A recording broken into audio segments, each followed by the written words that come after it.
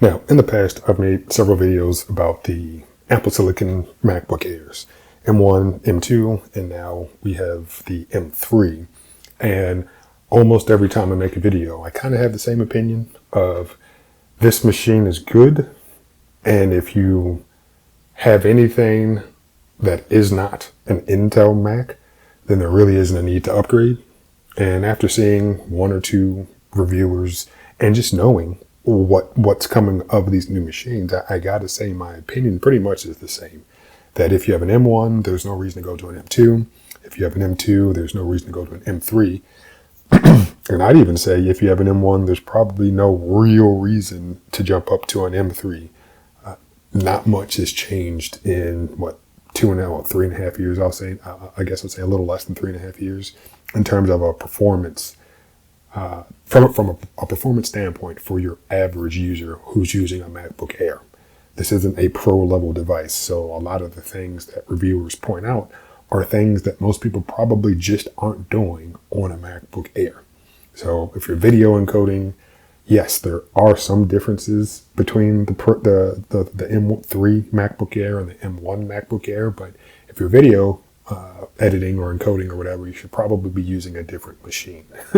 Now, I know I say all this stuff, and I bought an M1, liked it, decided to buy an M2, even though, like I'm telling you right now, there's no real reason to do it, but I still did it. I wanted the different form factor. Also, the version of the M2 MacBook Air that I purchased had 16 gigs of RAM and 512 gigs of storage, which for both of those was double what I had purchased for my M1 version. But in terms of actually recommending it and advising somebody to do it, no. If you have an M2 or an M1, you're probably perfectly fine with that machine. But let's scroll down and see some of the differences. So of course, starting price now is $1,100, which I believe, man, my memory is it's $100 less than what the M2 Air started at, I believe. But at some point, they lowered the price for the M2 MacBook Air. I believe they lowered it when they released the 15-inch MacBook Air. So $1,100, cool. I mean, if it had started at $1,000, that would have been nice and bumped this down even more. As you can see, they're no longer selling the M1 MacBook Air. But scroll down, screen sizes for the M2 and M3 are the same. CPU cores are the same, or number of CPU cores, I should say, are the same. The number of optional GPU cores are the same. RAM configurations are the same. Storage configurations are the same. Battery life options are the same. Still Touch ID. Getting into the actual computing of the device, it looks like the M3 has an AV1 decode engine, which for most people probably just doesn't matter. I mean, I just know that's a type of codec, and if you're not dealing with it, then it's probably not something that's really going to impact you too much. So it's there if you need it. Like I said, memory options are the same, storage options are the same, display is exactly the same, physical form factor of the device is exactly the same, camera's the same. It looks like they did take something away from it. I want to say it was wide stereo sound, whatever that means. So it looks like they actually took that away from the M3 Air. Looks like there's a little more stuff for voice when talking using the built-in microphone. Headphone jack, glad that that's still there. Support for high impedance headphones. Keyboard and trackpads are the same. Looks like there is Wi-Fi 6E. And I know there will be a lot of people who will bring this up, which, yes, good for Apple for including a newer spec. Some will point out the fact that Wi-Fi 7 exists, and they'll say, well, why didn't Apple include Wi-Fi 7? Which, I mean, we knew that they would include the latest. But for 6E or 7, and even for 6, I mean, there are a lot of people who are still using Wi-Fi 5 or Wi-Fi 802.11 AC access points. Like personally, my access point is still a Wi-Fi 5 or 802.11 AC access point. So I know that if your router has some overhead, then there's probably going to be some benefits. But including it is great, but it's not something to be upset about if they didn't have Wi-Fi 7 on this latest machine. So 6E, good enough for me, good enough for most people. Bluetooth 5.3, cool. 2 Thunderbolt ports, cool. Touch ID, Apple Pay, video calling. So as you can see, there's just so many similarities that you're just like, well, why would you buy the latest one? And yeah, I personally can't really see a use case except for one, and it's ever so slight. So let's actually talk about that. So coming over here, something that should have been included a long time ago, but Apple does what Apple does, and they segment their non-pro devices in ways that just don't make sense. So the display support. How many displays can your Mac support natively? So with the M2, we'll just read it. Simultaneously supports full native resolution on the built-in display at 1 billion colors and one external display up to 6K resolution at 60 Hertz. For your M3 chip, it says simultaneously supports full native resolution on built-in display at 1 billion colors and one external display up to 6K resolution, 60 Hertz. But if you close the MacBook Air lid to use, you can use a second external display up to 5K resolution at 60 Hertz. So what it's saying is, if you close your MacBook Air, you can now have two independent displays showing whatever it is that you want. So email and YouTube videos or something, you know. And the reason that that's been an issue is, yes, you have to just look at the competition. Windows computers have done it for a long time. Intel Macs allowed their MacBook Air to support multiple displays. Now, here's something that I don't know because I haven't seen it. I have seen somebody plug two USB-C cables, whatever's on this, you know, the other end, into their machine, and then I imagine those two cables are going to different screens separately.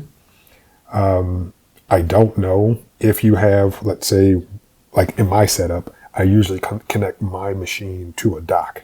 So if I have that one USB-C cable going into the Mac and then the other end going into the dock, and then I have two video out cables coming from the dock, will it still recognize two displays? I don't know. Haven't tested that. So if I ever get an M3 device, that's something I will test. But for those of you who might need multiple display support and you have a MacBook Air, Apple Silicon, then yeah, maybe this is something that you would want to upgrade for. However, and it's a big however, when it comes to features, and I don't know if you can see my air quotes, other device manufacturers will find ways around limitations that companies impose. So I've already made a video showing this, but a while ago, I purchased this dock. And yeah, it's just this regular USB-C dock made by Sabrent. And I would plug one cable into my Mac, and one end will go here and the other end will go into the dock. And from this dock, I would have two video cables out going to different monitors. Now, just looking at it, you can't really tell. But if you come down to the little download section, it supports a technology called DisplayLink. And DisplayLink allows you to gain that functionality of having multiple display support.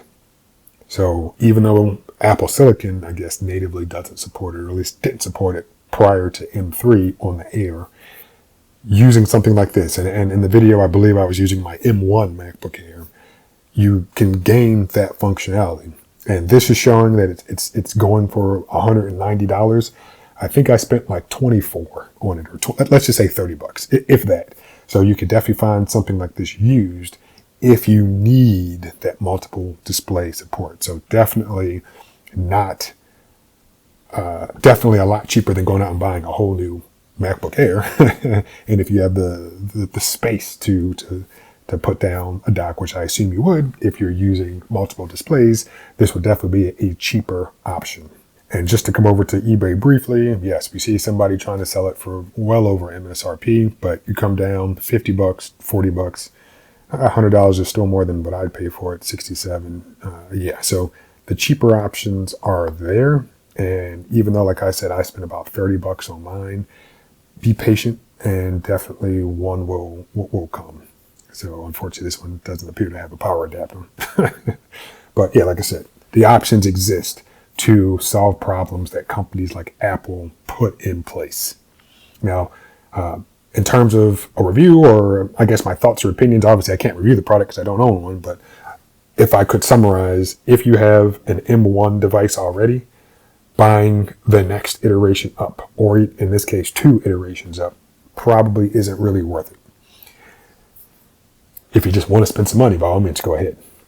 Now, I did want to share one more thing where I was watching YouTuber review it, and he said a few things, and when it comes to YouTubers, yeah, sometimes I just want to comment on what they say about particular products. So let's give a watch/listen to what this gentleman has to say.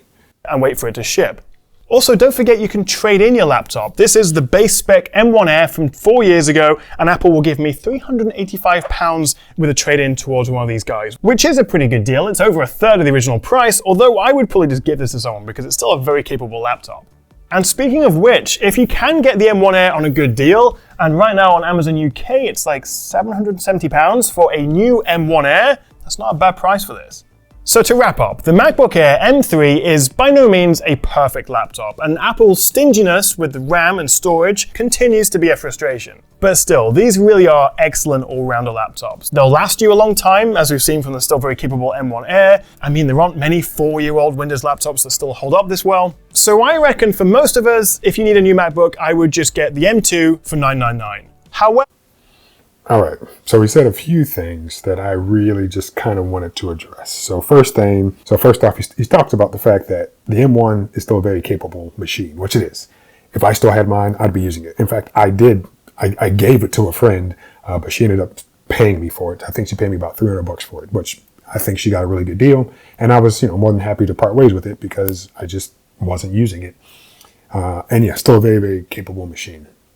And he talks about what if you buy it brand new, or refurbished, it's about $700 something, which are pounds. But I bought that Air, I guess about a year and a half ago now, for I want to say $650 after tax and shipping. So if you're patient and you take the time to look, you can find good deals on these things. Buying things from Amazon, I know that's the go-to place for a lot of people. Sure, that's what you want to do. By all means, buy it from Amazon. But if you take the time to look, you can find stuff for cheaper. And again, I think it was $650 a year and a half ago, buying it used on eBay. So definitely an option. The other thing he goes on to say, which I'm not trying to stand up for any of these companies or whatever, but he says that not many Windows machines are going to perform this well after 4 years. But first, he's rounding up a lot. I mean, the M1 came out, I believe, in November of 2020. So for it to be a full 4 years, we need to be in November of this year. So I'd say 3.5 years at most is the amount of time that's really passed. I mean, not even quite that. 3.25 years have passed. But to think about Windows laptops that came out in 2020, there are, I just Googled best laptops of 2020, and there are a ton here, including the Apple MacBook Pro and Air M1, but a bunch of laptops that I'm 100% confident are still more than capable 3.5 years later. So to just try to say that, Windows laptops don't last, just simply isn't true. I mean, I don't know how else to put it. You might say, people have problems. They might, but people have problems with their Apple products as well. So yeah, if you just scroll down, there are a bunch, and these are some of these are more expensive. I mean, yeah. So yeah, if you get like the bottom of the barrel Windows machines, we're talking either something that still has a mechanical hard drive or that eMMC storage, that super cheap stuff that is problematic, or something that has 8 gigs of RAM. I mean, yeah, there are a ton of things that you can get in the Windows realm that would lead the machine to not last 3.5 years later. But buying a solid machine that's in a similar price bracket as a MacBook 3.5 years later won't be a problem. But the big thing that he says Apple continues to be stingy with RAM and with storage. The good thing about these Windows machines, most of them, not all of them, is that you can buy the machine And if you decide that you need to upgrade the machine, meaning add more RAM or more storage, you usually can. Now, I know there are a lot of machines now where the RAM is soldered, and there are a few machines where they started soldering the storage, which, is a practice we don't want. But for most machines, I'm comfortable saying that there is at least something you can upgrade, that if the machine starts to run slow, or if you run out of something, meaning you need more RAM or you run out of storage, you can simply install more. So in summary, if I could come back to maybe this screen. Yes, the M1 machine, very good. The M2 machine, very good. And in fact, let me go back to the M1 machine was a monumental thing in computing. Absolutely groundbreaking. The M2 built on top of that, and the M3 built on top of that. So if you have any of these machines, you will be fine today, and you will probably be fine for the foreseeable future. If you have any of them, upgrading, well, let's say if you have an M1 or an M2, you probably don't need to upgrade to the M3. If you want to, by all means, spend some money. One of the benefits of M3 is now native support for dual monitors for your MacBook Air. If you don't want to spend money on a new MacBook Air to get that native or to get that dual monitor support, buy something like this, something that has that display link technology, and you can you can find them used for an affordable price. And there are plenty of Windows laptops that last for more than 3.5 years.